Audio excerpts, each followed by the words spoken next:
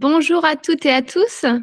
Merci beaucoup d'être là pour la conférence de lancement de Solam, donc qui est une toute nouvelle société, entreprise pour accompagner l'animal, familier à la fin de sa vie. Ce que je peux vous dire en préambule, en attendant que d'autres personnes se connectent peut-être, c'est que si donc on va avoir une présentation d'une dizaine de minutes, pour vous exposer qu'est-ce que Solam. Et ensuite, il y aura une petite partie de questions-réponses. Et pour ça, on va pas chacun de notre tour ouvrir nos micros, mais vous avez le chat sur le côté sur Google Meet et vous pouvez donc utiliser le chat pour poser vos questions. Vous pouvez même d'ores et déjà commencer à les poser pendant le discours, j'ai envie de dire. Comme ça, je pourrai y répondre ensuite. Voilà. Écoutez, on va commencer si ça vous convient. Donc aujourd'hui, vraiment le but, c'est que la présentation dure une demi-heure, hein, on va essayer de pas déborder, enfin sauf s'il y a plein de questions, que vous êtes hyper intéressés et ça serait top. Et le but, moi, c'est de vous présenter l'origine du projet, la mission principale de Solam et ses valeurs et aussi les services, que l'on propose. Et ensuite, en effet, il y a la petite phase de questions-réponses qui arrivera à la fin. Donc tout d'abord, pour nous présenter, en fait, on est 2 vétérinaires à l'origine de ce projet-là. Donc moi-même, je m'appelle Marie Cibot, je suis vétérinaire depuis diplômée de Nantes en 2012. Je suis aussi docteure en écoéthologie, ça c'est un autre de mes dadas, donc je suis aussi chercheuse en primatologie, enfin j'étudie des chimpanzés en Afrique de l'Est, en Ouganda. Et j'ai fait un master 2 en éco-anthropologie. Donc ce que vous pouvez tout de suite voir, c'est que les relations entre l'homme et l'animal, c'est quelque chose que j'apprécie étudier, questionner et évidemment, vous verrez à travers Solam que c'est cette dualité qui me porte. Et Grégory Santaner, qui est aussi vétérinaire et qui est consultant en innovation en santé animale. Et en fait, pourquoi on est tous les deux? En fait, ça fait déjà presque 7 ans qu'on bosse ensemble avec Greg au sein des cliniques vétérinaires Annie Kuhn. Donc, ils sont en Bretagne Sud, près de Lorient. Et en fait, moi, j'ai été embauchée en tant que salariée dans ces structures-là, que j'ai quittées depuis pour créer Solam. Et pratiquement, pas longtemps après mon arrivée chez Annie Kuhn Vétérinaire, de façon assez étonnante quand même. Enfin, d'habitude, dans les cliniques où j'avais déjà travaillé, on organisait des formations plus très pratico-pratiques, je ne sais pas, sur l'échographie, Et là, en fait, une des premières formations que j'ai suivies chez Annie Kuhn Vétérinaire, c'était sur l'accompagnement de la fin de vie des animaux familiers. Et en fait, ça a été un petit peu la révélation pour moi. Alors, c'était déjà des consultations que je ne détestais pas mener, qui m'intéressaient, mais j'ai vraiment pu me rendre compte qu'on pouvait aller plus loin. Il s'est créé ensuite un groupe de travail au sein des cliniques où je travaillais, où je me suis bien investie et en fait, j'ai commencé à tirer des petites ficelles, essayer des choses par rapport à l'accompagnement de la fin de vie, des choses toutes simples, hein, utiliser des housses pour mettre les corps, proposer aux gens de décorer les housses comme on décorerait un cercueil avant le décès d'une personne, enfin voilà. Et puis, la vie s'est passée, j'ai eu 2 enfants et à l'issue de mon 2e congé maternité, je suis revenue voir les associés de la clinique de Annie Kuhn en leur disant que j'avais pour projet de créer quelque chose autour de l'accompagnement de la fin de vie. Et Grégory a trouvé ça extrêmement intéressant et en fait, on s'est associés pour y réfléchir ensemble et pour créer Solam ensemble. Voilà pour la petite histoire de la création de Solam. Et en fait, très rapidement, avec Greg, on avait fait de toute façon des constats qui étaient un peu sans appel, que je vais vous rappeler ici sur les prochaines slides. En fait, ça, vous le savez tous, hein, que la place de l'animal dans la famille a évolué sur ces dernières années, particulièrement. Il y a une récente étude menée par l'Ipsos avec un nombre assez important de personnes qui ont répondu à cette enquête. Je crois que c'est plus de pratiquement 2000 personnes, qui montre que 97% des personnes interrogées ressentent un attachement profond envers leur animal et que pour 68% d'entre eux, leur animal est même considéré comme un membre à part entière de leur famille. Quand on s'intéresse un peu plus précisément à la mort et au deuil de l'animal de compagnie ou l'animal familier, il y a une autre étude menée par Wamiz et Estima en 2020 qui estime que 89% des personnes ont trouvé ça aussi difficile, la mort de leur animal, que celle de perdre d'un proche humain. Et seulement 20% de ces personnes se sont senties comprises pardon, lors de leur deuil, lors du décès de leur animal. En fait, le deuil animalier, il est non reconnu par la société actuellement. J'ai envie de dire, tout ce qui touche à la mort de près ou de loin est un petit peu tabou dans nos sociétés, mais alors tout particulièrement le deuil animalier, il y a de la culpabilité, de la honte parfois de parler de son chat qu'on a perdu, alors qu'on se sent parfois plus triste que d'avoir perdu Pépé et Jean ou tonton je ne sais pas qui. Donc voilà, il y a un isolement qui se fait par rapport, après le décès d'un animal. Et si on va un petit peu plus loin et qu'on regarde au moment de l'euthanasie de son animal, il y a 50% des propriétaires qui trouvent qu'il y aurait des points à améliorer dans la prise en charge et seulement 4% qui se sont sentis accompagnés dans leur deuil par l'équipe vétérinaire. Donc, voilà. Et en plus, il y a un impact non négligeable sur la santé mentale des équipes vétérinaires. Donc, quand je parle d'équipes vétérinaires, j'inclus vraiment et les vétérinaires et les assistantes vétérinaires. Euh, un chiffre à garder en tête, on gère à peu près 60 fins de vie chaque année pour un vétérinaire. Et aujourd'hui, on considère que la mort est un des facteurs associés au burn-out, voire même au suicide dans la profession. Donc tout ça, le constat, c'est qu'il y a une attente qui est forte des familles par rapport à l'accompagnement de la fin de vie de leurs animaux, qu'il y a un rôle à jouer de la part des équipes soignantes vétérinaires, mais aussi que cette gestion des fins de vie, elle peut mettre des difficultés, entraîner un mal-être chez les vétérinaires ou chez les ASV.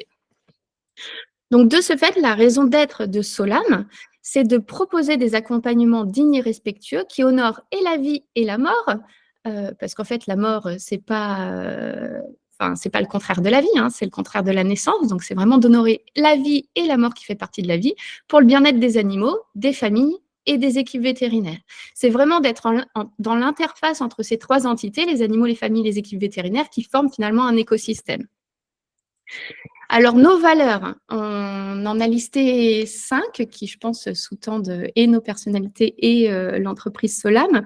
Donc, c'est vraiment d'entourer de douceur l'animal et sa famille pour créer finalement de la beauté dans ces moments-là et pour d'accompagnement de la fin de vie.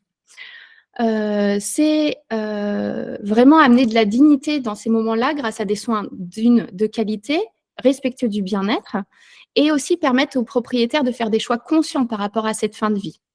Ensuite, c'est aussi de promouvoir l'authenticité dans nos relations, qu'elles soient au sein d'une équipe, entre personnes, mais aussi avec l'animal, pour respecter chacun dans sa personnalité et dans son intimité. Après, il y a la transmission qui est assez importante, vous le verrez, notamment par le développement de formation. C'est vraiment de cultiver la transmission des savoirs, des savoir-faire, mais aussi dans cette discipline, finalement, les savoir-être au sein de notre équipe et puis de la profession vétérinaire et même peut-être plus loin encore.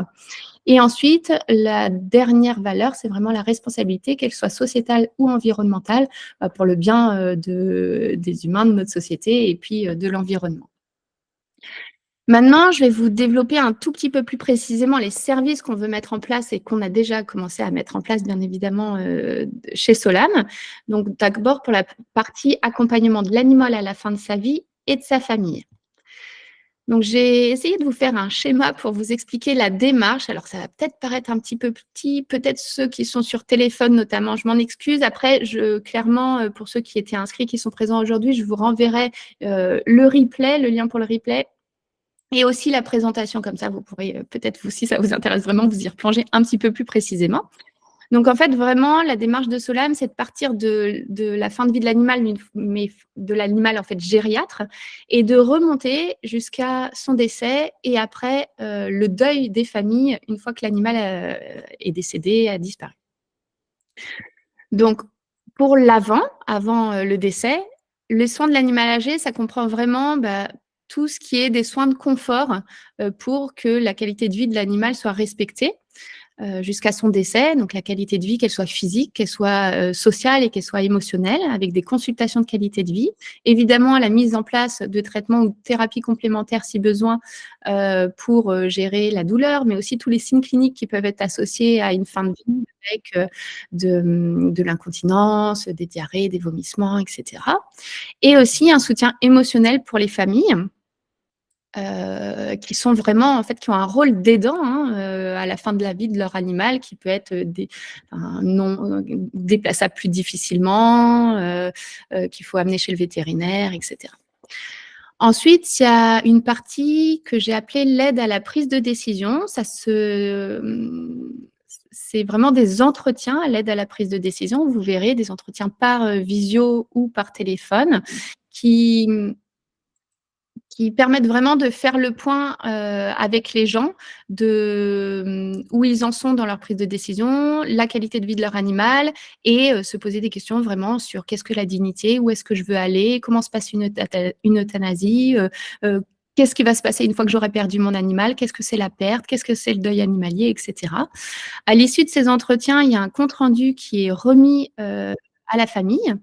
Ce compte rendu, il peut être, en tout cas, moi je le propose et j'incite les familles à le transmettre au vétérinaire traitant.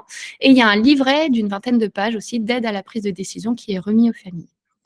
Ensuite, pour la partie pendant, c'est vraiment la mise en place à domicile d'euthanasie en suivant des protocoles, on pourra en reparler, hein, mais j'ai été formée principalement pour l'accompagnement de la fin de vie, les soins palliatifs avec des associations nord-américaines hein, qui sont un petit peu plus en avance que nous sur ces sujets.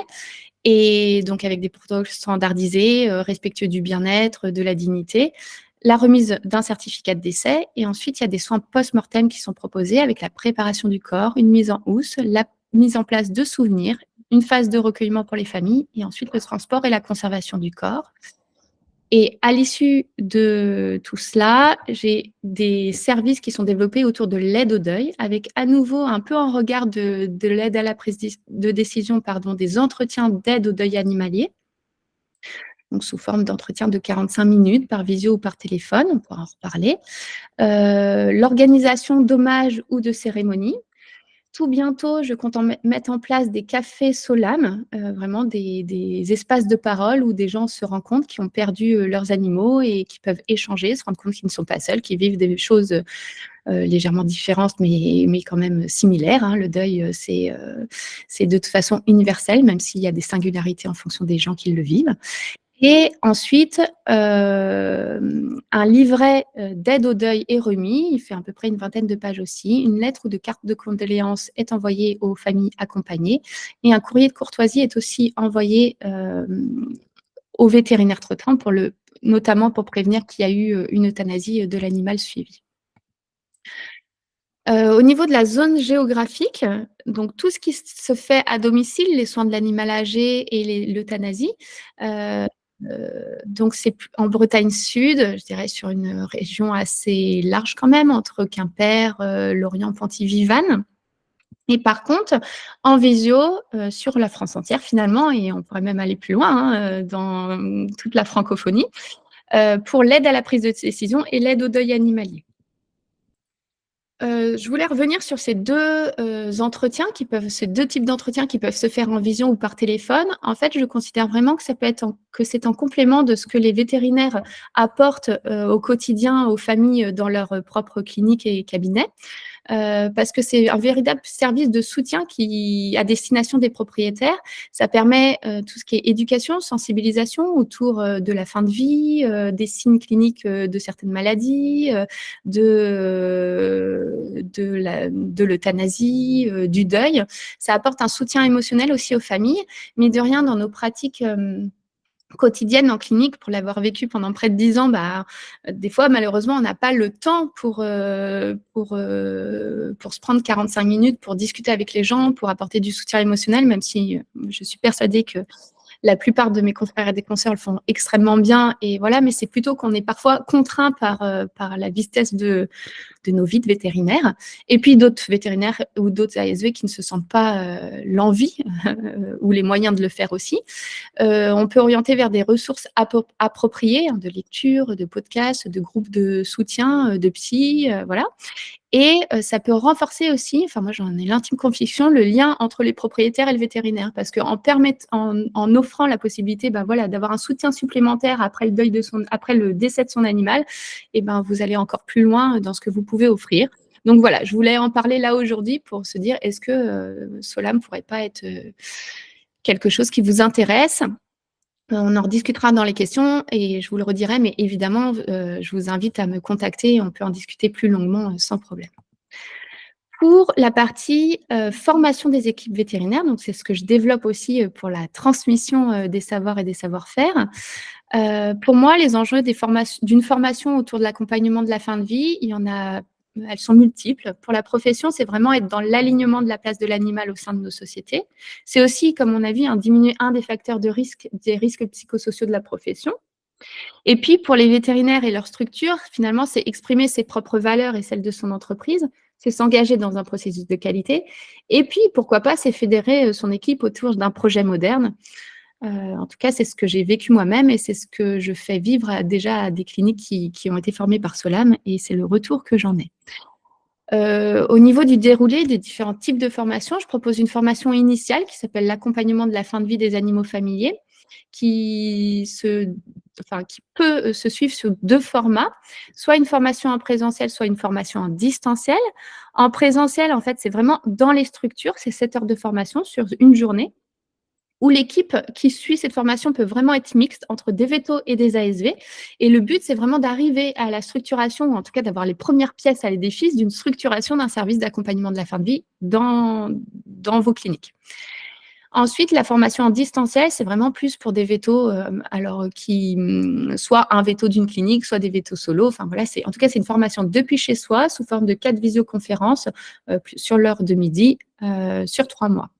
Et ensuite, quand on a suivi cette formation initiale, il y aura aussi des modules au choix de perfectionnement.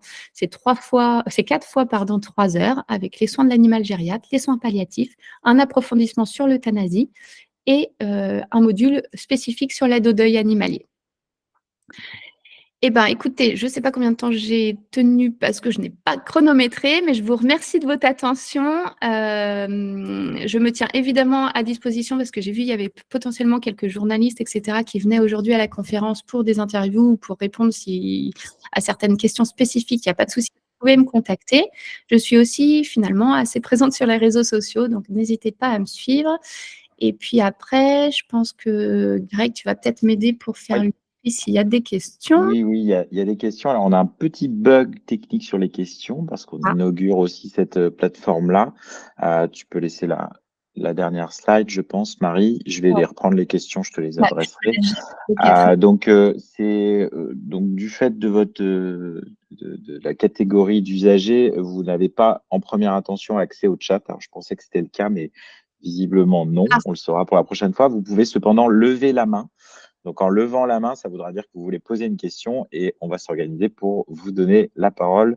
Donc, levez la. Il y a une petite main que vous voyez en dessous de votre écran, en bas de votre écran. Donc, levez la main, puis on va passer la parole au fur et à mesure.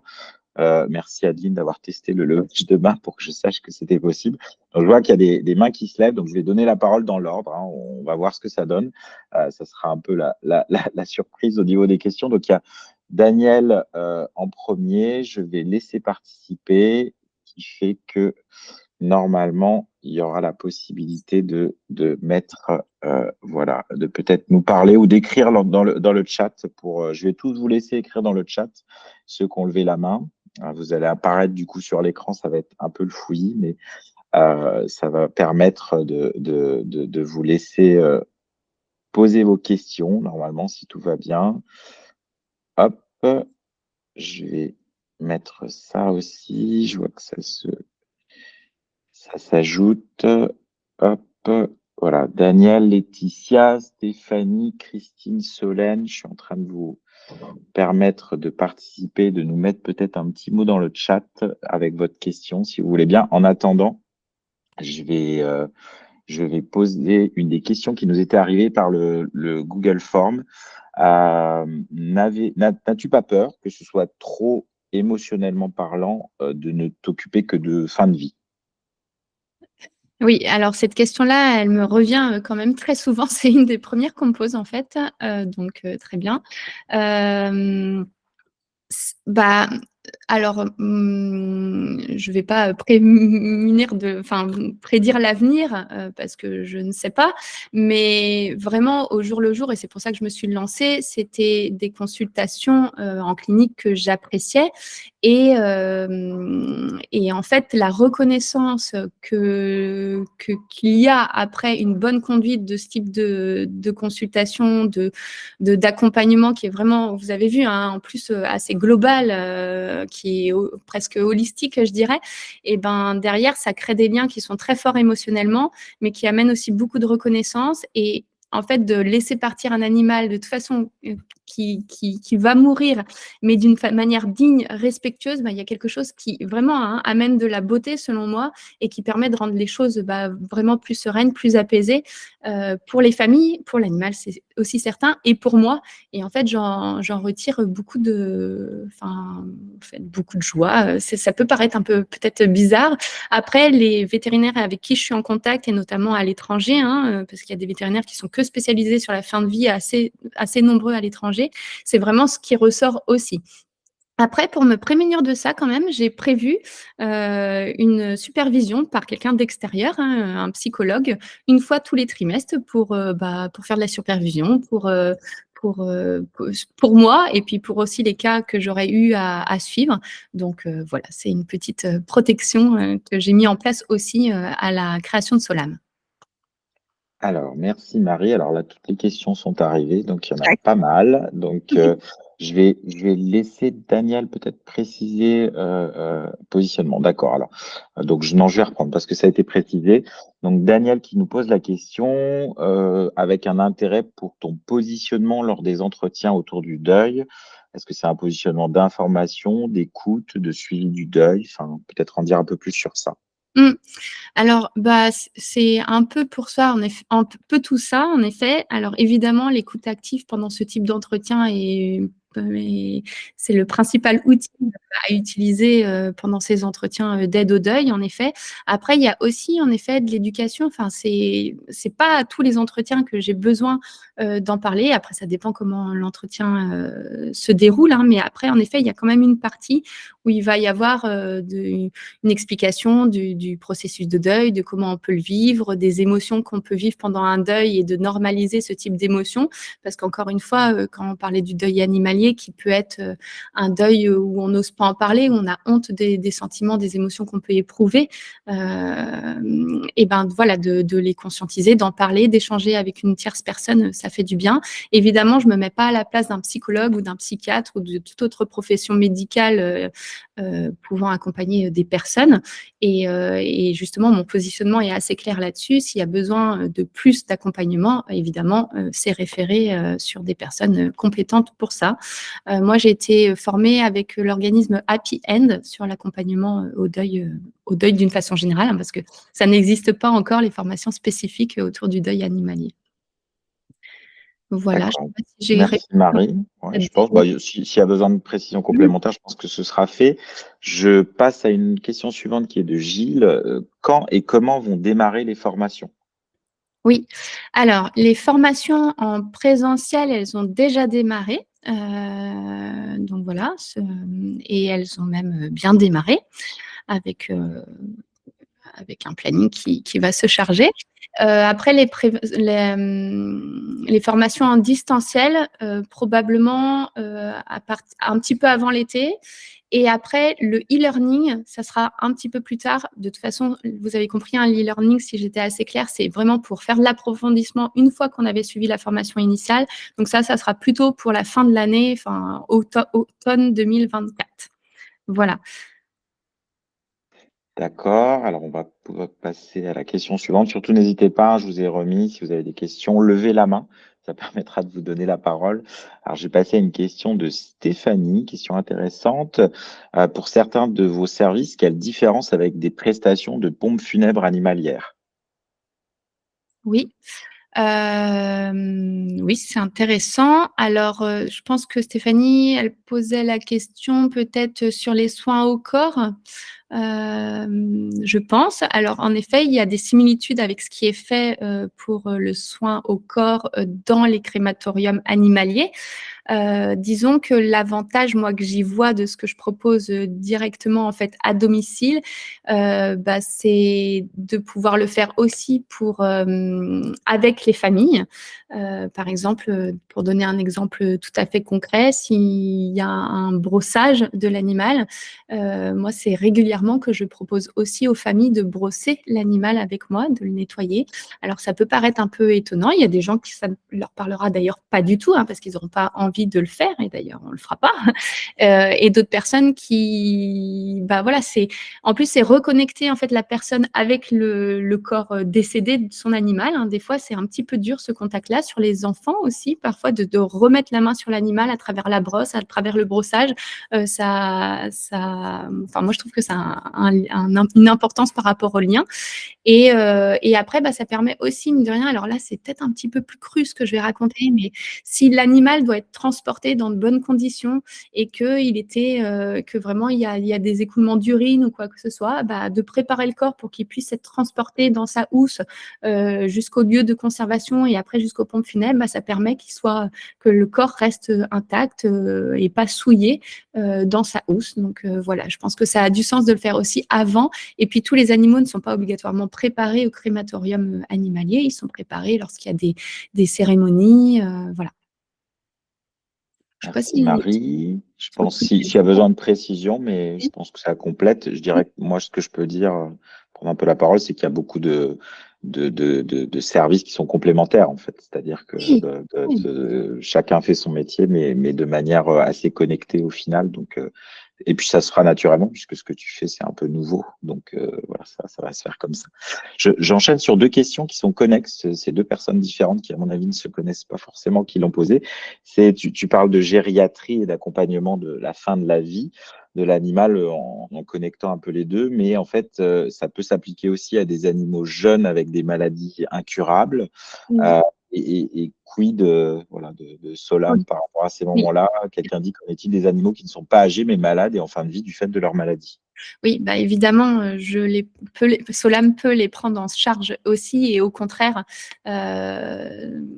oui, je peux que répondre ça. C'est vrai que sur le discours, j'entends que je parle souvent de fin de vie et d'animal senior, hein, et que j'ai parlé de l'animal âgé, gériatre.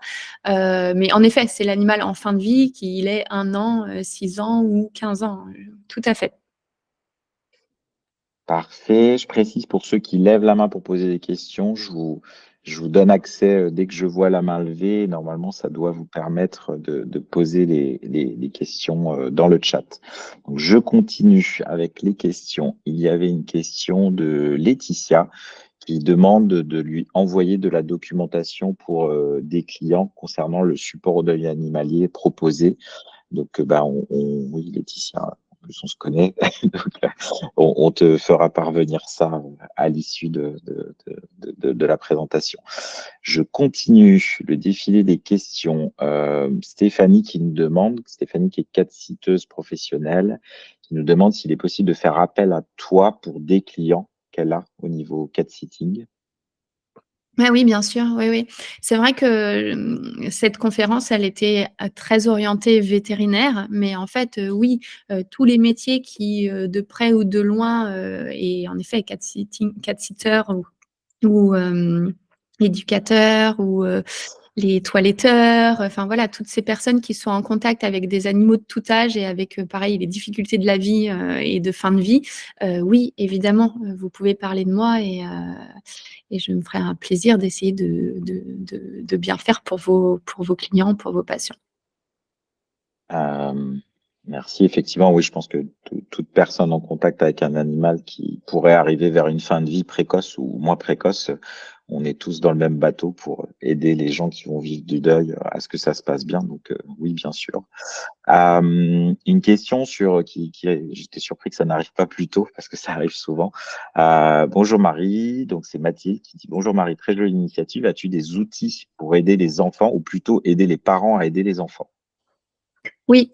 Alors oui, j'ai des outils qui sont en développement. Enfin là, je viens de. Alors moi, étant moi-même maman, c'est une question qui me touche particulièrement. Attendez, je fais juste il y a des travaux près de chez moi, visiblement. Je ne sais pas si vous avez les petits. Ça vous embête, Non, hein, de faire. Ça vous non, embête pas? on n'entend pas. Donc Ok. tu peux y aller. Enfin, si quelqu'un est Moi, ça gêné, dites-le, mais moi je n'entends pas. D'accord, très bien. Sinon, j'irai fermer la fenêtre parce que j'avais la fenêtre ouverte. Et donc, je disais que moi, ça me touche particulièrement parce que je suis moi-même maman de 2 enfants. Et, en réalisant des euthanasies à domicile, c'est très fréquent qu'il y ait toute la famille qui soit là avec des enfants qui participent un petit peu, qui remontent là-haut, qui redescendent, qui restent pendant toute la procédure. Et donc, c'est vraiment des choses que j'essaye de développer.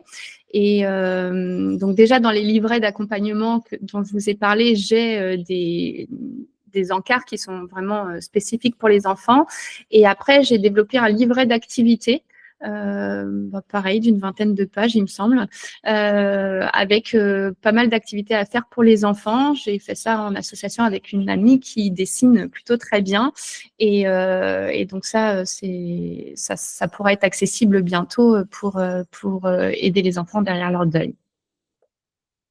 Merci Marie. Effectivement, je pense qu'il y a pas mal de choses à faire de ce côté-là et c'est intéressant de voir comment tu avais déjà exploré Juste, ça. oui, voilà, juste pour dire, alors souvent je parle des enfants quand je parle, je pense que tu penses à ça, Greg, aussi au housse, parce que moi, je dépose le corps des animaux une fois qu'ils sont décédés dans des housses funéraires. Ou dans des cercueils. Et en fait, souvent, je propose aux enfants de décorer cette housse ou en tout cas de faire des dessins qu'on va glisser dans la housse, faire des collages, vraiment qui s'investissent pour faire un dernier cadeau à leur animal. Et ça marche vraiment très, très bien. J'aurais presque pu vous montrer. Non, il n'est pas mis sur mon ordinateur, mais hier, j'ai réalisé une euthanasie d'un petit chien en plus que j'aimais beaucoup, Polo, et Inès et Clément, les enfants qui étaient là et qui ont vécu tout le temps avec Polo, avaient préparé la housse. Alors je dirais, il n'y avait pas que Inès et Clément, hein. Les enfants avaient vraiment bien préparé, mais en fait, il y avait un mot de la maman, un mot du papa, un mot de la grand-mère qui signait aussi pour le tonton, et même moi, j'ai noté un petit mot parce que je connaissais aussi très, très bien Polo. Et voilà, ça faisait une housse magnifique. Donc les enfants, il y a vraiment des outils à utiliser. C'est vrai que c'est plus des outils et puis évidemment adapter son discours avec des mots particuliers, etc. Une sémantique particulière à adapter. Oui. Merci Marie pour les précisions. Effectivement, je pense qu'on pourrait presque faire un webinaire entier sur ce sujet parce qu'il y a Oui, c'est sûr. beaucoup de questions. Donc pourquoi Ouais. pas une idée. C'est Je une continue. des formations, c'est dans la Oui, formation bien sûr. Ouais. sur les enfants. Je continue les questions dans l'ordre. Alors, il y a Camille qui nous demande, bonjour, cherchez-vous à agrandir votre équipe? Alors, actuellement, enfin, ça dépend comment ça démarre, hein. Du coup, Camille, je suis vraiment au démarrage. Oui, probablement, c'est envisageable à court ou moyen terme, je pense, d'agrandir l'équipe, oui. Je dirais que de manière générale, rien n'empêche d'envoyer un mail sur Mm. contact@solam.vet si vous avez des envies de quelque chose. Ça ne veut pas dire qu'il y aura des postes tout de suite, mais on ne sait jamais. Vous pouvez signaler, envoyer un CV, dire pourquoi vous êtes intéressé si ça peut être le cas. Je continue les questions qui s'accumulent. On voit qu'on est sur un sujet qui intéresse les gens. Karine qui nous demande, voilà, bonjour Marie-Grégory, merci pour cette présentation. Étant à la fois ASV et vivant également la fin de vie de mon animal personnellement, est-il possible d'avoir à la fois des consultations de prise de décision en tant que propriétaire, je suppose, ou famille de l'animal, et suivre la formation professionnelle, cette fois-ci en tant qu'ASV? Oui, oui, tout est possible, bien sûr. Mm.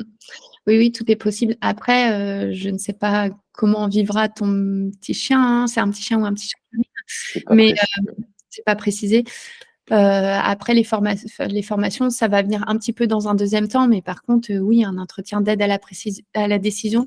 Alors c'est pareil, le terme, il est peut-être pas parfait, aide à la prise de décision, parce qu'en fait, ça peut être, un peu plus largement, hein. J'ai des gens qui me contactent, ils ont déjà pris la décision qu'il y aura une euthanasie, mais on peut aller sur d'autres choses, par exemple la préparation de l'euthanasie en elle-même, et cetera.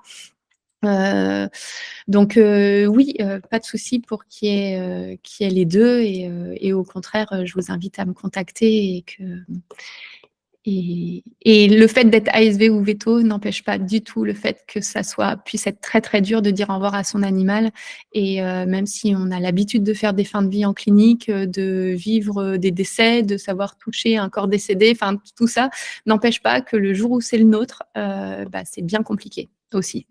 Voilà. Tout à fait. Je continue les questions. Michael qui demande combien coûtent les différentes formations et peut-on utiliser notre compte professionnel de formation, le CPF? Oui, alors du coup, pour ces questions-là, moi, ce que je peux, pardon, vous proposer, c'est de vous envoyer le catalogue des formations. Il y a vraiment, les prix et des formations en présentiel, pour une équipe qui peut aller jusqu'à 20 personnes, hein, et les formations en distanciel, enfin, en visio, qui est pour une personne, donc qui est quand même beaucoup moins cher, aussi. Donc ça, sans souci, je peux vous l'envoyer, tout ça. Après, pour le compte CPF, aujourd'hui, ces formations-là ne sont pas référencées Calliope. On est en cours pour pouvoir le faire. Mais ça prend un petit peu de temps, le Calliope. C'est ça, Calliope, c'est toujours un peu compliqué pour le voir par un Mais c'est autre. le but. Pour l'instant, Donc, c'est le but. donc Fanny qui nous parle cette fois-ci une question sur, tu as parlé de Café Solam pour le partage d'expériences sur le deuil et l'après. Et elle demande, est-ce que tu penses mettre en place le même type de système afin d'échanger avec des propriétaires qui sont dans la fin de vie de leur animal, c'est-à-dire avant? Oui, c'est une bonne idée.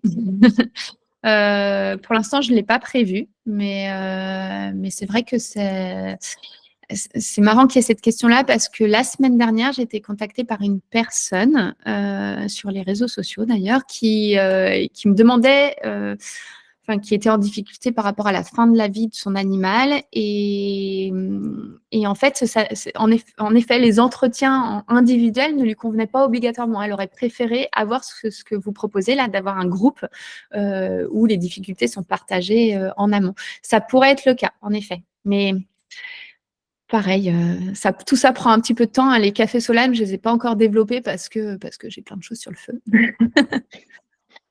Je reviens à la formation avec une question de Stéphanie, donc qui est cat-sitter, hein, elle nous l'a dit un peu plus tôt, on en a parlé, et qui demande est-ce qu'en tant que cat-sitter, elle peut accéder à la formation? Alors non, malheureusement Stéphanie, c'est vraiment une formation qui est très axée, vétérinaire et ASV, donc vraiment équipe soignante. Par contre, j'ai dans le coin de ma tête, le fait de développer une formation, pour les professionnels du monde, animalier. Mais ça viendra encore plus tard, hein. Merci. Donc ensuite, il y a une question de Valentine, donc qui est une des journalistes présentes, qui demande: Bonjour, les euthanasies seront-elles référées par les vétérinaires traitants ou penses-tu développer un réseau pour que les propriétaires puissent te contacter directement? Et il y a aussi une question sur le tarif de ces euthanasies à domicile. Ouais. Alors merci, Valentine pour ces questions. En fait, j'ai déjà commencé et c'est vraiment les 2 qui m'arrivent, hein. Donc, c'est des gens qui me contactent en direct et qui ont des vétérinaires traitants et ils sont pas obligatoirement passés par le vétérinaire traitant pour me contacter et à ce moment-là, il y a un lien qui peut se faire et ou des gens qui n'ont pas de vétérinaire traitant aussi, ça arrive aussi. Et j'ai des collègues dans la zone où je travaille, en effet, qui m'ont déjà référé des prises en charge de la fin de vie et pas que l'euthanasie même, hein. Là, je suis deux chiens actuellement là qui sont en fin de vie, hein. L'euthanasie est probablement proche, mais qui m'ont été référés un peu en amont. Et après pour les tarifs, alors en effet, le fait de se déplacer à domicile, d'avoir des consultations longues, hein, on n'en a pas trop parlé, mais une consultation d'euthanasie, par exemple, s'il n'y a pas eu d'entretien à la prise de décision avant, enfin, c'est au moins 1 heure et demie de temps sur place avec les familles. Et donc donc c'est un coût qui est plus élevé qu'en clinique sur la prise en charge, c'est certain. Après, donc Tu peux peut-être donner un exemple, puisque donner tu en un as fait une exemple. récemment. Oui, et ben, on est aux alentours avec le déplacement de 350 € pour vraiment l'euthanasie, la prise en charge du corps, tout ce que je vous ai développé. Et après, vraiment, enfin voilà, je suis adaptable aussi pour essayer que ça puisse être abordable par le plus grand nombre, donc avec des paiements en plusieurs fois, voilà. Parfait, merci pour ça. Donc, il y a toujours dans la même ordre d'idée, Michael qui demande pour donc ces euthanasies à domicile. Il parle du Finistère Nord. Mmh. Il demande si tu te déplaces jusque-là ou si tu aurais un contact vétérinaire sur ce secteur. Mmh.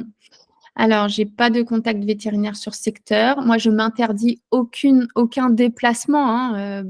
En début de semaine, enfin non, mercredi, là, le petit chien dont je vous parlais, le Polo, je me suis déplacée jusqu'à Rennes, hein.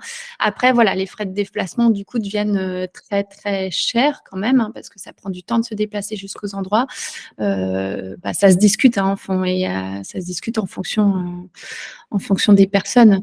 Et après, j'espère qu'au fur et à mesure qu'il y aura de la formation, il y a des vétérinaires qui se déplacent à domicile aussi. Il faut vraiment pas hésiter à demander à son vétérinaire traitant ou au vétérinaire autour qui peuvent faire du domicile sans que ça soit solennel. Je continue. Il y avait Gilles. Alors, c'était plus une remarque, création de groupe Facebook qui pourrait être intéressant. Alors, je Mmh. pense que là, c'est plus la communication sur les réseaux sociaux qui est en jeu. Peut-être tu peux en dire 2, 3 mots sur les réseaux où tu es déjà présente. Oui, bon, les réseaux sociaux, c'était pas obligatoirement ma tasse de thé au départ. J'étais un peu poussée par Greg justement, où c'est plus sa tasse de thé. Mais bon, au final, c'est assez agréable parce qu'on développe une communauté avec des échanges qui sont très forts avec les gens. Donc moi, je découvre ça et je suis en effet sur Instagram, sur Facebook, sur LinkedIn et même sur TikTok. Alors de plus loin, hein, mais voilà. Et j'ai pas encore de groupe spécifique sur ces réseaux-là. C'est marrant parce que j'y pensais ce matin où je me disais que peut-être un jour, il pourrait y avoir un groupe des vétérinaires justement qui sont que autour de la fin de vie à domicile. Ça pourrait être intéressant. En tout cas, moi, je suis sur un de ces groupes-là, mais qui est étranger, hein, anglophone, et où il y a vraiment de l'entraide très forte entre les vétérinaires qui font que cette pratique exclusive d'accompagnement de la fin de vie. Donc voilà, je ne sais pas à quoi pensait cette personne plus précisément, mais je vous invite à venir me suivre sur les réseaux sociaux, Ouais. sans évidemment. Je vous mets ça dans le chat pour que vous ayez les réseaux. Je les remets, je les ai mis un peu plus tôt. Je continue parce que les questions continuent, ne s'arrêtent pas. On est un peu dans la même question. Je pense que Stéphanie, Mickaël qui demande, est-ce que tu organises des formations sur les soins post-mortem directement au sein des crématoriums ou ce genre de Alors choses? alors non, je ne le fais pas. Après ça pourrait être vraiment réfléchi en fonction des demandes des crématoriums animaliers. Après, ils ont, oui, pourquoi pas? Ou en tout cas, d'une manière plus générale, sur les crématoriums animaliers, qui font, enfin, pour tous ceux que j'ai visités, avec lesquels je suis en contact, qui font, un travail, exemplaire et vraiment, dans la continuité de ce que moi, j'essaye de proposer et ce que beaucoup de vétérinaires essayent de proposer, voilà. Hem Ce qui pourrait, je pense, qui pourrait potentiellement manquer au crématorium animalier, c'est justement toutes ces notions autour de l'euthanasie, de la culpabilité que peuvent ressentir les familles qui font le choix des euthanasies. Alors pourtant, l'euthanasie, c'est un acte d'amour, hein, mais ça n'empêche pas la culpabilité qui est vraiment ressentie pratiquement par tout le monde, hein. C'est ce qui ressort très fortement dans les entretiens, que ce soit d'aide à la prise de décision ou d'aide au deuil. Et donc de pouvoir échanger avec les agents funéraires des crématoriums animaliers de comment se passe une euthanasie, parce qu'en fait, ils en ont pas obligatoirement vécu, de quel chemin a vécu la famille de l'animal avant d'arriver jusqu'à eux. Je pense que ça aurait du sens et donc évidemment, je suis ouverte à tout ce type de collaboration pour mettre en place ce type de formation ou d'échange avec des crématoriums animaliers qui le souhaiteraient, bien sûr. Merci Marie. Alors, une question un peu particulière, puisque c'est une question d'une certaine Virginie avec qui tu as travaillé pendant pas mal d'années, qui nous dit, en tant qu'ASV, dans quelle mesure peut-on proposer tes services auprès de la patientèle? Doit-on au préalable échanger avec notre vétérinaire gérant? Donc, pour que tout le monde comprenne la situation un peu drôle, Virginie est ASV chez Anikoun, un des vétérinaires, enfin, on est plusieurs vétérinaires gérants, et donc, en fait, c'est à moi que tu dois poser la question, Virginie. Non, en vrai, je pense qu'effectivement, des ASV peuvent être sensibilisés à ce que fait Solam, ne serait-ce que par la communication sur les réseaux sociaux. Et oui, bien sûr, il faut aller en discuter avec le vétérinaire, qui est le vétérinaire traitant, au final, en disant bah, est-ce que ce serait utile, intéressant pour un établissement vétérinaire de travailler de manière complémentaire, en fait, hein, avec Solam, pour faire certaines choses qu'on n'a pas le temps de faire. Hein, c'est ce que tu disais, Marie, pas le temps ou pas l'énergie ou pas la connaissance pour certaines choses. Il y a des clients qui peuvent avoir envie de choses très, très développées dans ce domaine-là. Tu l'explores et donc voilà, donc je ne sais pas si tu veux compléter. Non, c'est ça. Bah, moi, le mot qui m'est venu à la lecture de la question de Virginie, c'était vraiment la transparence. Et je pense en effet, il faut repasser directement par les vétérinaires et travailler en équipe et même dans le fait de parler de Solam et de proposer les services de Solam. Oui, bien sûr. Question de Mylène. Salut Mylène. Donc, magnifique projet concret empreint d'empathie. Félicitations. Dans quelle ville envisages-tu les cafés Solam? Alors, Alors, oui, alors, alors dans quelle ville je les envisage? Dans un premier temps, je les envisage vraiment près de chez moi, mais aussi en visio. Donc voilà, il y aura les deux formules, mais probablement quelques-uns près d'ici, mais probablement même plus souvent en visio. probablement effectivement que la possibilité de réunir des petits groupes de personnes qui peuvent être à différents endroits peut être une bonne solution. En tout cas, ça sera à explorer. Gilles nous dit, prends-tu en charge personnellement le transport du corps? Mm. Oui, oui, oui. Je prends en charge personnellement le transport du corps et le lien avec les pompes funèbres animalières avec lequel le corps sera pris en charge derrière enfin, pour la crémation. Qu'est-ce que je peux dire de plus par rapport à ça? Non, bah, je suis habilitée à pouvoir le faire et voilà. Oui. Greg, je ne sais Très pas bien. si tu peux dire plus, Non, mais non, bon, rien de plus. Effectivement, tu transportes, tu t'es renseigné sur les habilitations nécessaires, tu as la capacité à conserver le corps et puis ensuite les travailler classiquement, hein, comme peuvent le faire les vétérinaires avec les pompes funèbres animalières. Ève qui nous pose la question de est-ce que merci pour la présentation, est-ce que la documentation sera disponible pour les vétérinaires sans faire la formation? Donc, c'est peut-être une question sur le fait d'avoir des supports que les vétérinaires pourraient, auxquels les vétérinaires pourraient accéder. ouais. C'est pas encore développé, en tout cas. Peut-être que Eve parlait des livrets aussi d'accompagnement à la prise de Je ne décision sais et d'accompagnement pas. d'aide-œil. Je te laisse préciser, Eve, si tu veux, en question. Et il y avait une autre question de Eve sur si on fait la formation, penses-tu ensuite faire un annuaire des vétérinaires formés SOLAM se Oui, déplaçant à domicile? oui, oui, oui, oui. Ça, oui. Euh, Ça, vraiment, oui. Et si c'était pour les livrets, c'est encore en réflexion parce que c'est des livrets qui sont bon, qui sont quand même très généraux, mais qui ont vraiment l'âme de Solam. Alors, est-ce que ça serait facilement utilisable sans qu'il y ait distribué par les vétérinaires? Je n'en suis pas complètement sûre. Ça me demande encore un peu réflexion avec Greg à Mm. réfléchir à ça.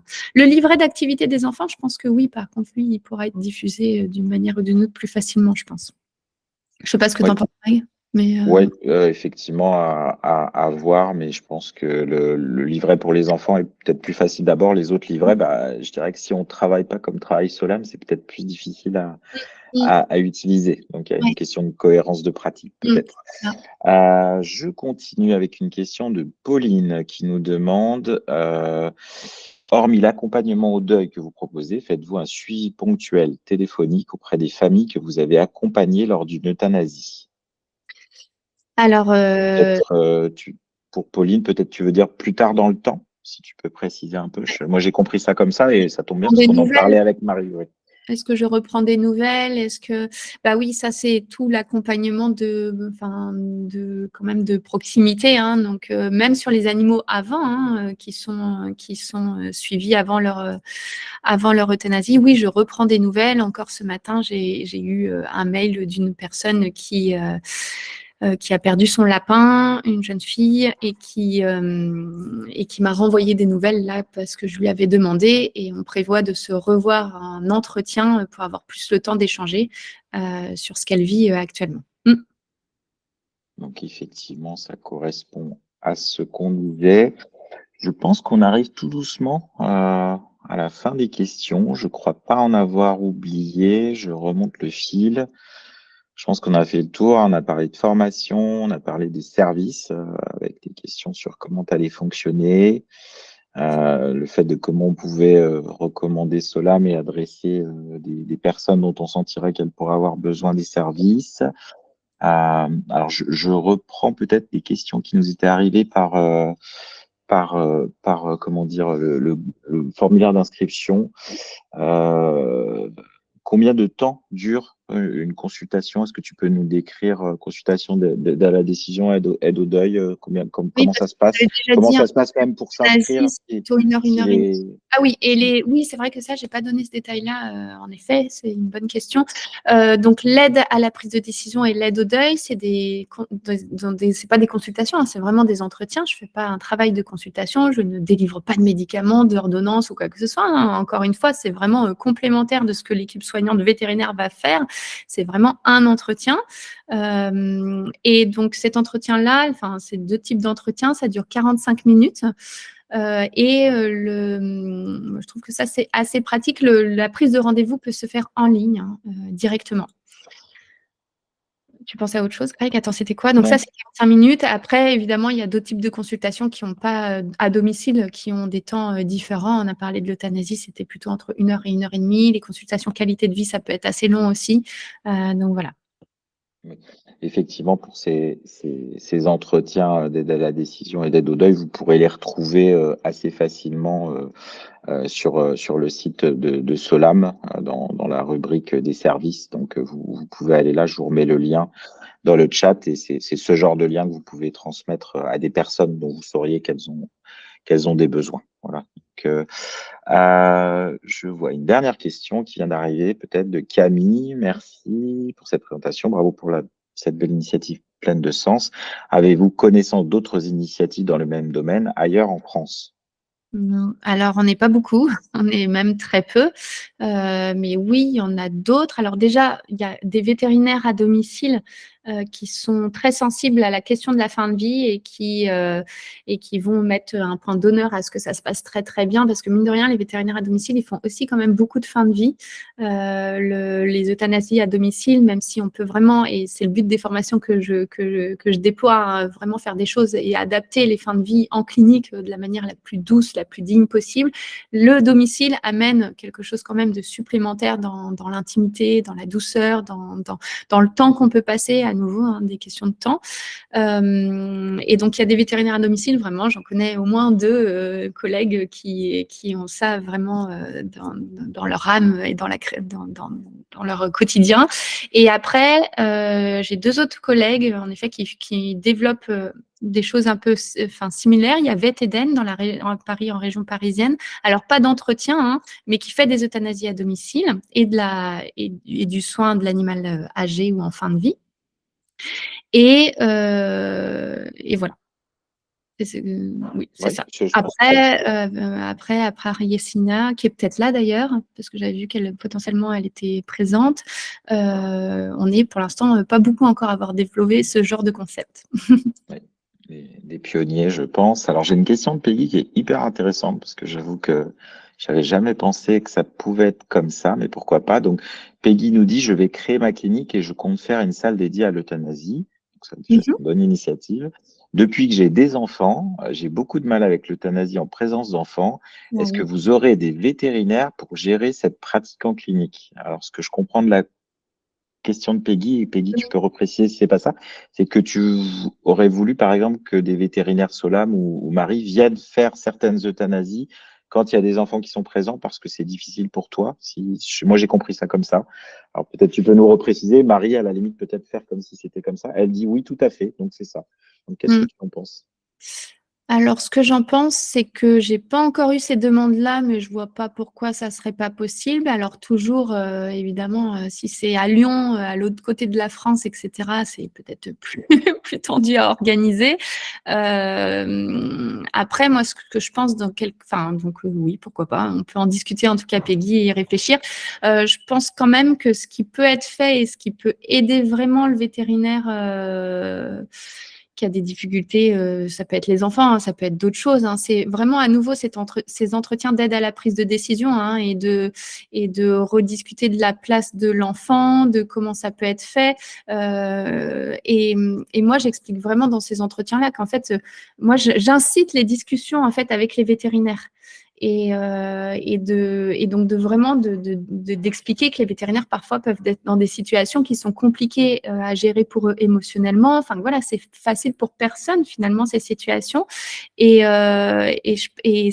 sur des entretiens que j'ai déjà faits, des vétérinaires et des familles qui m'ont rappelé en disant ça m'a permis vraiment de déclencher une discussion avec mon vétérinaire. D'ailleurs, il va venir à domicile chez moi faire l'euthanasie et ça nous a permis d'en discuter beaucoup plus librement, quoi. Et donc, des fois, juste de libérer la parole d'une certaine manière peut permettre, pas obligatoirement que Peggy soit plus à l'aise sur l'euthanasie où il y a des enfants, mais peut-être juste dire que c'est pas possible avec cette vétérinaire-là, par exemple, parce que c'est plus dur émotionnellement, etc. Et on peut trouver des outils, des moyens que les enfants, même s'ils ne sont pas présents, ils emmènent un petit peu d'eux ce jour-là, à travers des dessins, à travers d'autres choses qui peuvent être faites. Donc bref, ça se discute et je pense que Peggy, de suivre une formation Solam, ça pourrait aussi, je dis pas changer complètement les choses, mais amener d'autres perspectives qui pourraient potentiellement, enfin j'espère, permettre de vivre mieux certaines euthanasies, parce qu'il y a certains vétérinaires où c'est vraiment dur. Je pense à une collègue aussi où on en a discuté parce que avec une sensibilité, enfin je pense que j'ai une très grosse sensibilité aussi, mais avec des sensibilités très très fortes ou le contraire même en fait, qui se coupent complètement et qui peuvent avoir un abord froid, difficile pour les familles. Enfin voilà, il y a plein de choses à travailler, quoi. Il y a une dernière question peut-être, et on arrive à 14 heures. On voit que la matière est extrêmement riche, puisque voilà, on voulait faire une demi-heure et au final, il y a eu 40 minutes de questions et d'échanges et 20 minutes de courte présentation. Stéphanie qui pose la question, qui est hyper intéressant aussi parce que pour l'avoir vécu moi-même, c'est un moment difficile. Est-ce que tu participes à l'enlèvement des objets et accessoires appartenant à l'animal après son euthanasie? Oui, oui, oui. Oui, complètement. Alors, ça, c'est pareil, hein, c'est en fonction des personnes, de ce qu'elles veulent.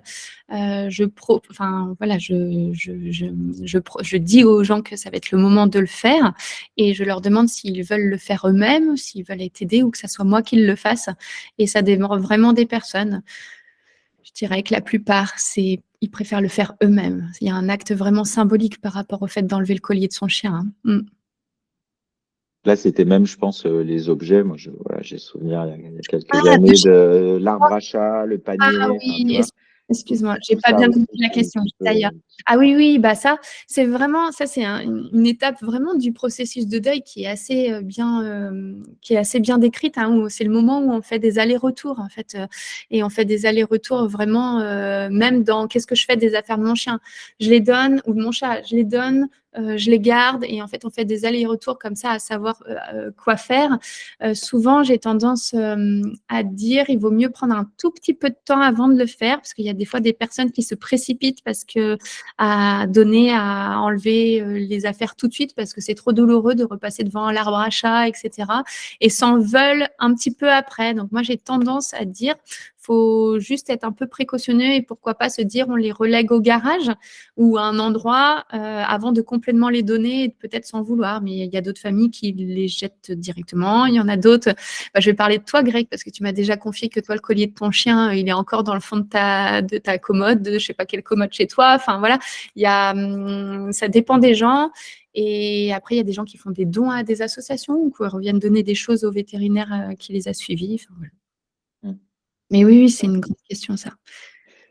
Je pense qu'on arrive au bout. On a épuisé toutes les questions. Il est 14 heures, donc il est temps pour certains, certaines de retourner en consultation. Un énorme merci Oui, pour merci votre mille fois. participation. Intéressant, ça donne envie en fait d'en refaire quand on voit la richesse des échanges et de vos questions. Surtout, vos questions étaient très, très riches. Je vois que Peggy, tu as relevé la main, donc tu n'hésites pas à poser une question si tu en as encore une ou à échanger avec Marie peut-être par la suite. Oui, il n'y a pas de Euh, souci. le, Contacter, le replay, voilà. Le replay, je pense, sera disponible prochainement. On vous tiendra au courant sur les réseaux sociaux de Marie, vous postera ça sur Solam. Et puis, bah, Marie, c'est à toi les derniers mots. Bah Vu non, que- bah, j'ai pas grand-chose à dire de plus. Alors, mais merci pour votre soutien, bah, déjà d'avoir été présent aujourd'hui et puis de me soutenir sur ce démarrage d'aventure. Bah, j'espère que vous avez senti que ça me prenait aux tripes, quoi. C'était vraiment important pour moi de développer cela, mais je pense que ça, comme ce qui a été dit, quoi, c'est quelque chose c'est un projet qui a du sens pour, bah voilà, pour vraiment ce trio, quoi, qui est l'animal, la famille et puis ceux qui vivent à côté, les professionnels qui vivent à côté, quoi. Donc, évidemment, mon corps de métier, les équipes soignantes vétérinaires et les ASV, et puis tous les gens qui sont autour aussi, quoi, de près ou de loin, et qui vivent ces moments qui sont douloureux, mais où on peut amener de la dignité, de la sérénité. Enfin, c'est ce que je vois tous les jours en tout cas. Donc stop, je m'arrête. Mais merci beaucoup pour votre présence et puis à bientôt pour échanger avec plaisir. Merci. Au revoir à toutes et à tous et bon après-midi. Au revoir.